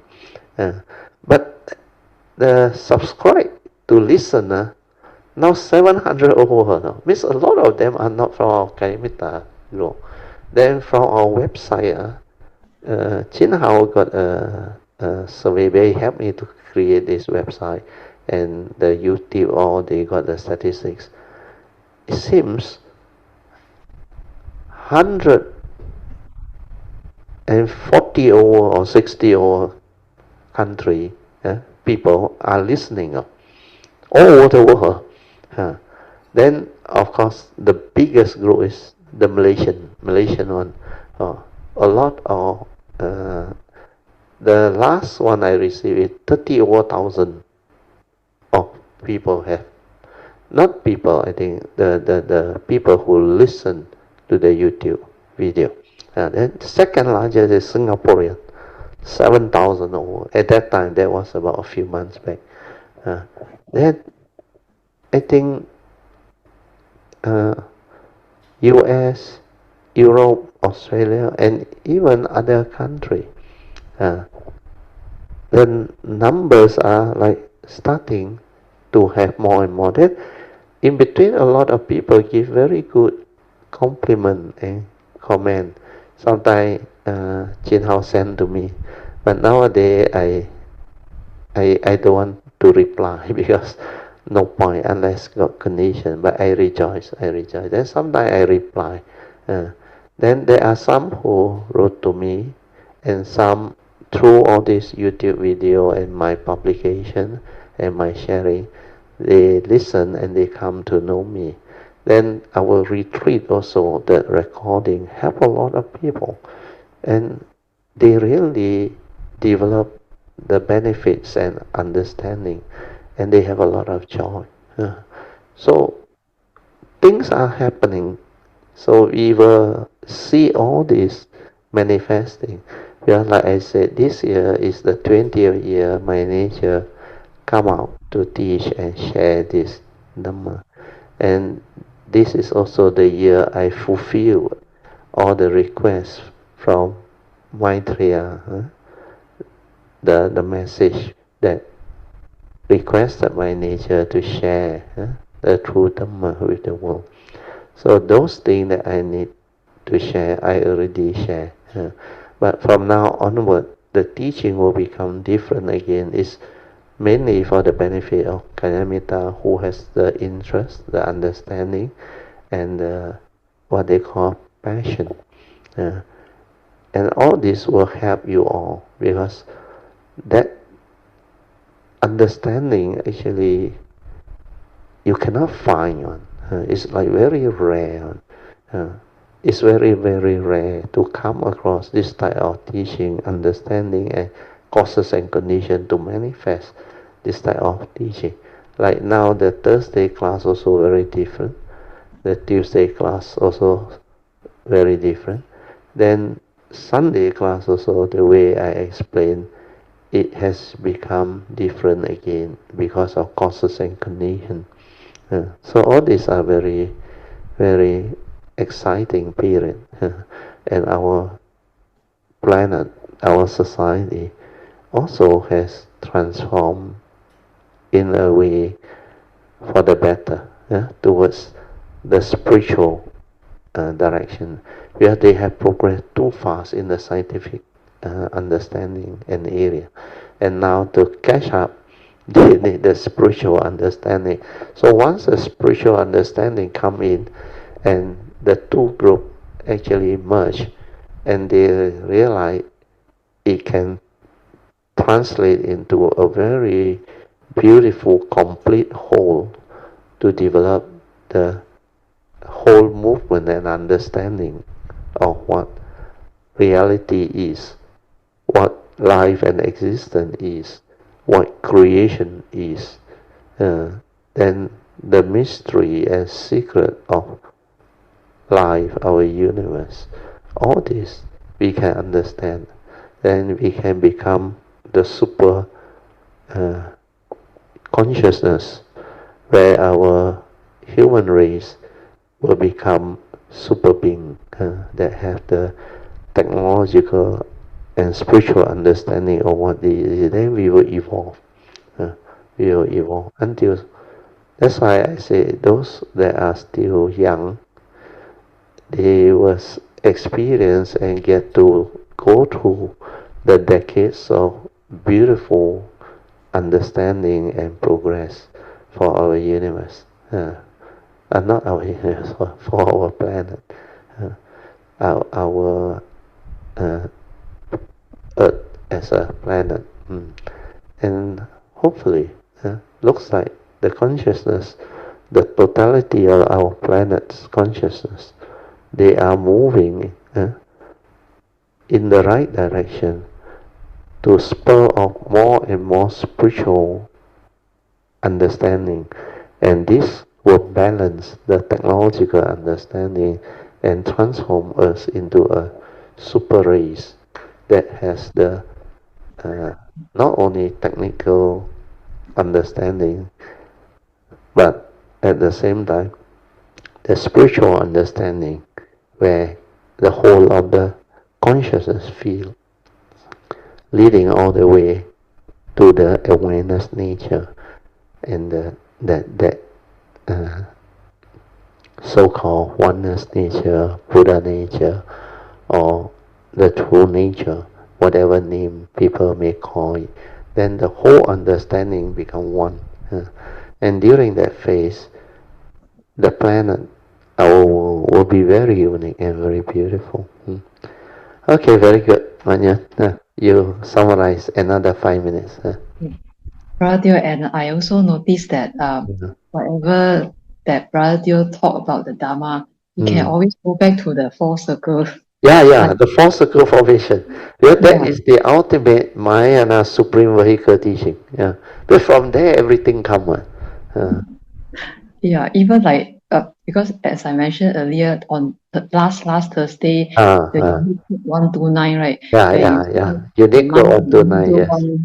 One thing in time, right? Either your mind is in silence or it is lost in thought. Yeah, lost in thought, yes. And Brother Teo can even use that to apply to the fourth circle. Yeah, formation to explain it. Either you are there at the pure awareness or you are lost in thought, heedless. Yeah. But earlier, many years ago, I couldn't see that lah. Sure. At that time, your understanding not there yet. And now, after the retreat, the recent retreat also, you all have become very different. That's why I said the last few years, the Kayamita force has actually helped the Kayamita who has the interest and the determination or adhitan to go this way, to progress very fast. And all these are very beautiful. Sadhu. Yeah, it's just that if only everyone, give it a chance, listen attentively, understand, and do lah. Yeah. Results.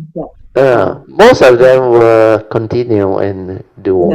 They already non-stop listening. And all this has helped a lot of people. That's why those who did the website, help out in the transcript, coming out in the books, they are helping a lot of people.